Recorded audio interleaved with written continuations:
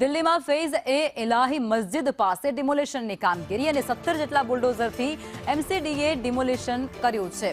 તર્કમાન gate પાસે ગેરકાયદેસર દબાણને દૂર કરતાની સાથે જ વિવાદ વધુ વકર્યો છે। પોલીસ પર સ્થાનિકો દ્વારા પથ્થરમારો પણ કરવામાં આવ્યો। પથ્થરમારામાં કેટલાક પોલીસ કર્મચારીઓને સામાન્ય ઇજાઓ પણ પહોંચી છે। ત્યારે 22મીએ કોર્ટમાં સુનાવણી પહેલા આ કાર્યવાહી કરાતાની સાથે જ સ્થાનિકોમાં ભારોભાર રોષ વ્યાપ્યો છે। મસ્જિદ પાસેના બારાતઘર અને 2 દુકાનો સહિત 3 વસ્તુને ડિમોલિશન કરવામાં આવ્યું છે। संवाददाता अजय हमारे साथ जुड़ाई चुके हैं। अजय, इस मुद्दे को लेकर क्या जानकारी है आपके पास?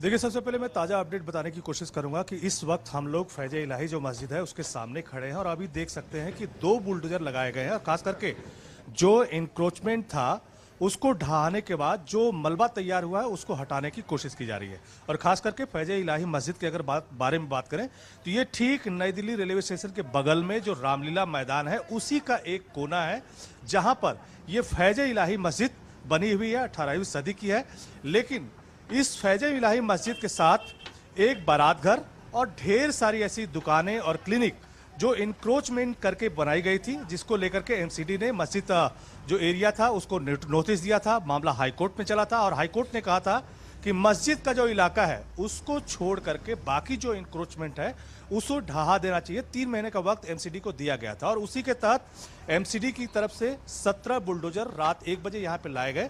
जब लाए गए तो स्थानीय जो लोग थे, खास करके मस्जिद को चाहने वाले लोग, वो बहुत बड़ी संख्या में यहाँ पे जमा हो गए और कहीं न कहीं उनकी तरफ से पत्थरबाजी शुरू हो गई और उनको हटाने के लिए पुलिस की तरफ से जो है न सिर्फ वाटर कैनन का इस्तेमाल किया गया बल्कि टीयर गैस का इस्तेमाल किया गया और हल्का सा बल प्रयोग भी करना पड़ा। और कुल मिला के करीब आधा घंटे की मशक्कत के बाद जो प्रदर्शनकारी थे वो वापस लौटे।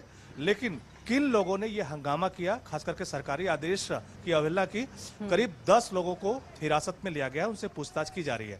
क्योंकि उस वक्त ड्रोन के जरिए भी फुटेज बनाई जा रही थी, तो उसके जरिए भी दिल्ली पुलिस की कोशिश है कि जो लोग इस इंक्रोचमेंट को हटाने की कार्रवाई में बाधा डाल रहे थे उनके खिलाफ भी एक्शन लिया जाएगा। लेकिन इसमें सबसे गौर करने वाली बात है कि जो मस्जिद है उसे किसी तरह का कोई नुकसान नहीं पहुंचाया गया है।